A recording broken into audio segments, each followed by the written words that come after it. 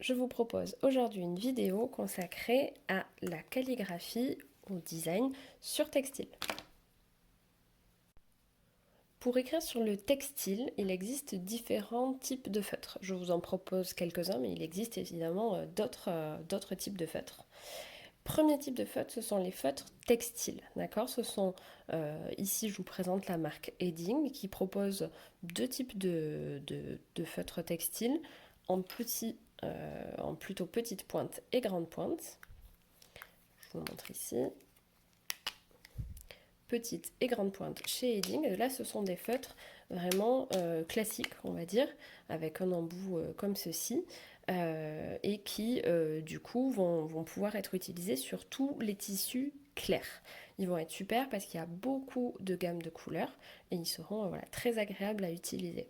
Ça, c'est le premier type de feutre que vous pouvez utiliser sur le textile.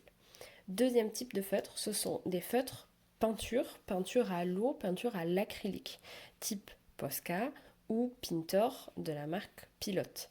Ce sont des feutres à l'intérieur duquel il y a de la peinture acrylique. Si vous secouez, vous entendez la peinture et la bille qui vient mélanger la peinture. Et donc, ils ont aussi une très bonne tenue sur le tissu. Ils vont vous permettre notamment d'écrire sur du tissu foncé, puisque du coup ça va ressortir, on va avoir une belle couvrance, ça va bien fonctionner sur les tissus foncés. Donc deux types de feutres différents à mixer ou à...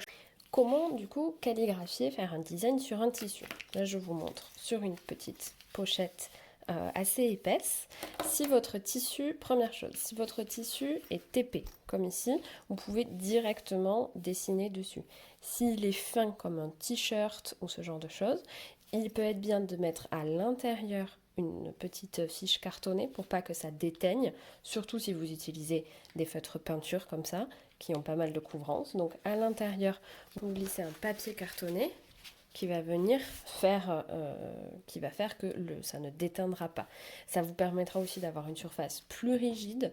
Au début, ne partez pas sur des t-shirts, du jersey, c'est plus compliqué que sur des tissus type tote bag, pochette un peu épais, qui sont plus faciles à calligraphier.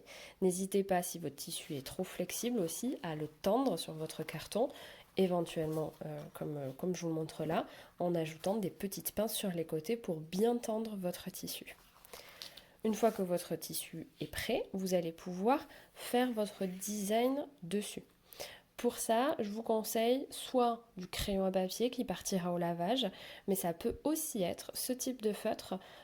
Donc là, ce sont des feutres friction de la marque Pilote qui en fait partent à la chaleur.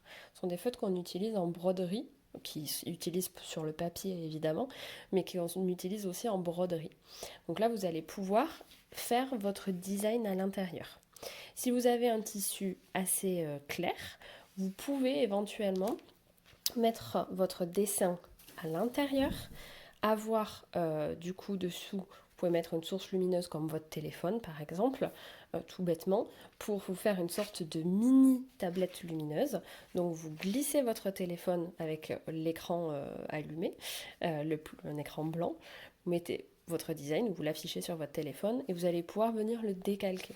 Vous pouvez aussi ici le faire évidemment à main levée avec ce feutre qui partira ensuite quand vous allez repasser votre objet.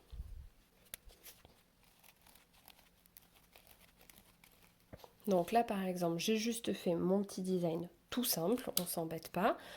Si vous avez envie de faire un dessin ou autre chose, vous le faites évidemment avec ce type de feutre.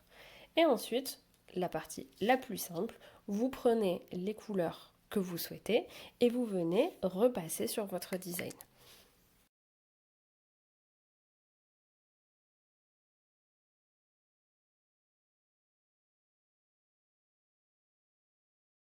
Une fois mon mot principal écrit avec mon feutre textile, je peux venir ajouter des petits éléments de décor dessus. Je peux rajouter par exemple juste des petits traits un petit peu partout. Maintenant que ma pochette est prête, pour pouvoir la laver en machine ou à la main sans difficulté, jusqu'à 60 degrés à peu près, il faut que je vienne fixer les couleurs.